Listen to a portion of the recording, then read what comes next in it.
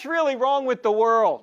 You know, one thing I think that's really wrong with the world is actually in the title of the book we've used to augment our study of Daniel. If you look at Lennox's title, he says, Against the Flow, the Inspiration of Daniel in an Age of Relativism. Relativism. Anything goes, it seems, right now.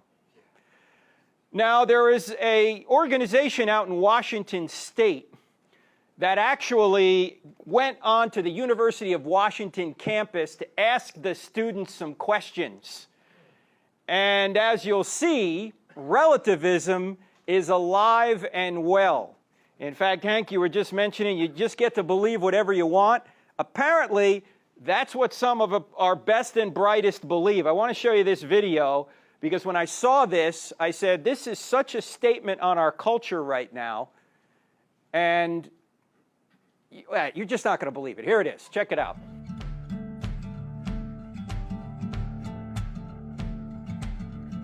There's been a lot of talk about identity lately, but how far does it go? And is it possible to be wrong? We went to the University of Washington to find out. Are you aware of the debate happening in Washington State around the ability to access bathrooms, locker rooms, spas based on gender identity and gender expression?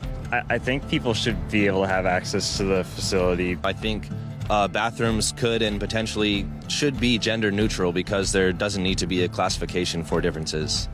I think people definitely should have the ability to go into whichever locker room they want. I feel like at least public universities should do their best to accommodate for those who do not have a specific gender identity. You know, whether you identify as male or female and whether your sex at birth is matching to that, you should be able to utilize the resources. So if I told you that I was a woman, what would your response be? Good for you. Okay, like, yeah. Nice to meet you. I'd be like, what? Really?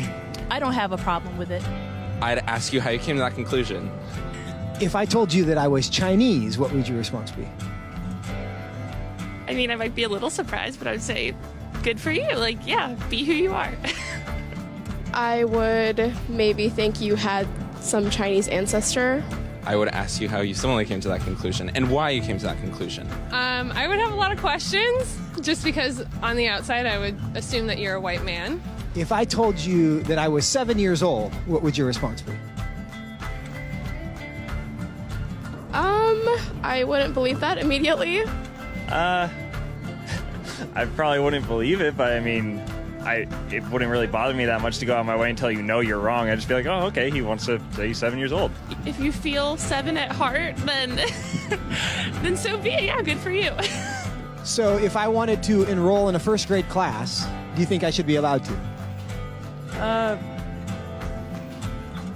Probably not, I guess. I mean, unless you haven't completed first grade up to this point and for some reason need to do that now. If that's where you feel like mentally you should be, then I feel like there are communities that would accept you for that.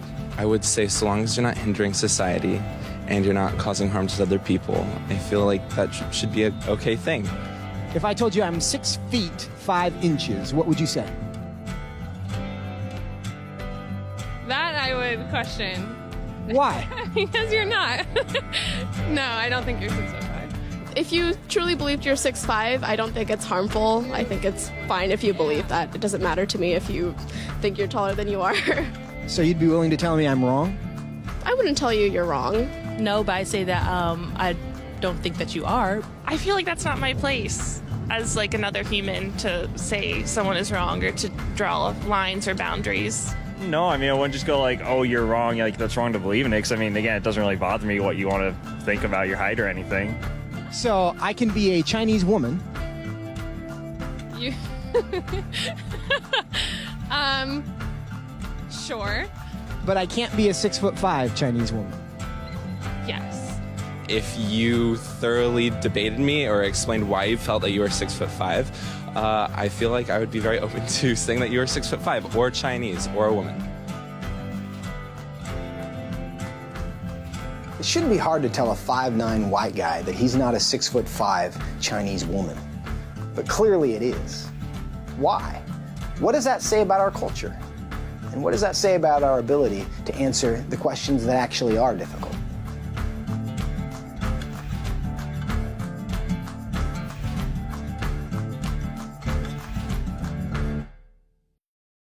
Did you ever think that it would take courage to say that a 5'9" white guy is a 5'9" white guy?